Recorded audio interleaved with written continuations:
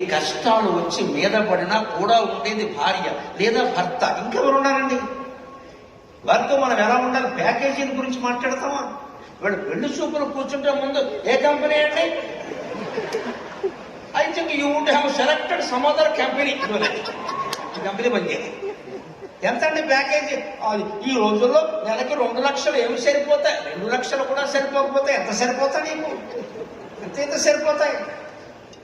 ఈ సంతృప్తి లేని జీవితాలమ్మా. అడగవలసింది అది కాదు. పెళ్లి కానివాళ్ళు కూడా చాలా మంది ఉన్నారు కాబట్టి చెబుతున్నా ఒక మాట. పెళ్లి చూపులైతే మీ పెళ్లి కొడుకులు కానీ పెళ్లి కూతుళ్ళు కానీ ఒక ప్రశ్న వేయండి.